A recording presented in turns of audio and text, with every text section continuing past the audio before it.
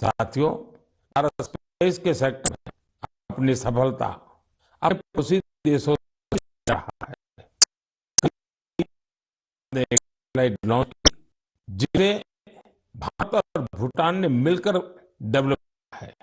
ये सैटेलाइट बहुत ही अच्छे रिजोल्यूशन की तस्वीरें भेजेगी, जिसे भूटान को अपने प्राकृतिक संसाधनों के प्रबंधन में मदद मिलेगी।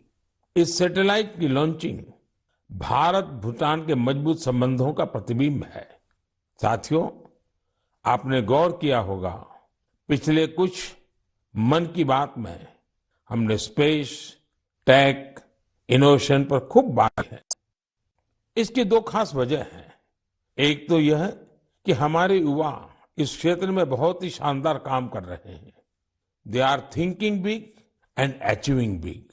अब वे छोटी छोटी उपलब्धियों से संतुष्ट होने वाले नहीं हैं। दूसरी यह कि इनोवेशन और वैल्यू क्रिएशन, इस रोमांचक सफर में वे अपने बाकी युवा साथियों और स्टार्टअप्स को भी एनकरेज कर रहे हैं।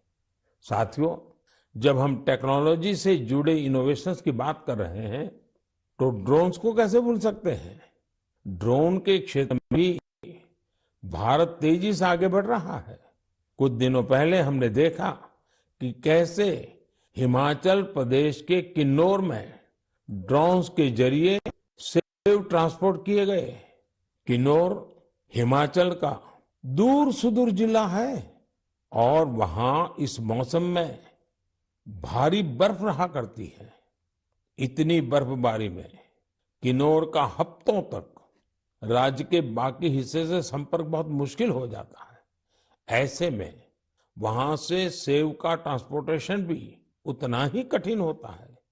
अब ड्रोन टेक्नोलॉजी से हिमाचल के स्वादिष्ट किन्नौरी सेब लोगों तक और जल्दी पहुंचने लगेंगे। इससे हमारे किसान भाई बहनों का खर्च कम होगा, सेब समय पर मंडी पहुंच पाएगा, सेब की बर्बादी कम होगी। साथियों, आज हमारे देशवासी अपने इनोवेशन से उन चीजों को भी संभव बना रहे हैं जिसकी पहले कल्पना तक नहीं की जाती थी। इसे देखकर किसे खुशी नहीं होगी। हाल के वर्ष में हमारे देश ने उपलब्धियों का एक लंबा सफर तय किया है।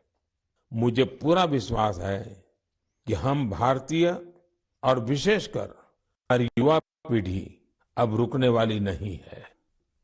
प्रिय देशवासियों, मैं आप लोगों के लिए एक छोटी सी क्लिप जा रहा हूं। वैष्णव जन तो तेने कहिए जे पीर पराई जान रे। वैष्णव जन तो तेने कहिए जे पीर पराई जान रे। पर दुखे उपकार करे तो ये मन अभिमान नान रे। आप सभी ने इस गीत को कभी न कभी जरूर सुना होगा। आखिर यह बापू का पसंदीदा गीत जो है। लेकिन अगर मैं ये कहूं कि इसे सुरों में पिरोने वाले गायक ग्रीस के हैं, तो आप हैरान जरूर हो जाएंगे और ये बात आपको गर्व से भी भर देगी। इस गीत को गाने वाले ग्रीस के गायक हैं कोनस्टांतिनोस कलाइजिस। उन्होंने इसे गांधी जी के 150वें जन्म जयंती समारोह के दौरान गाया था।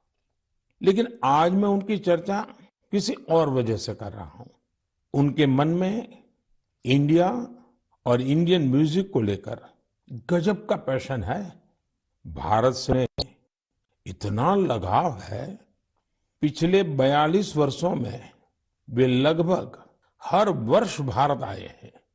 उन्होंने भारतीय संगीत के ओरिजिन, अलग अलग इंडियन म्यूजिकल सिस्टम्स, विविध प्रकार के राग, ताल और रास के साथ ही विभिन्न घरानों के बारे में भी स्टडी की है।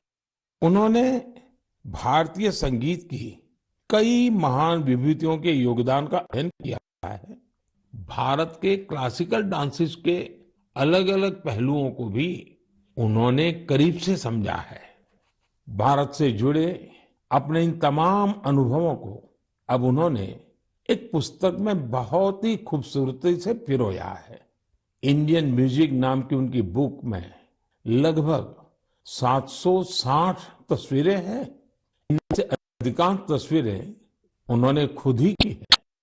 दूसरे देशों में भारतीय संस्कृति को लेकर ऐसा उत्साह और आकर्षण वाकई आनंद से भर देने वाला है।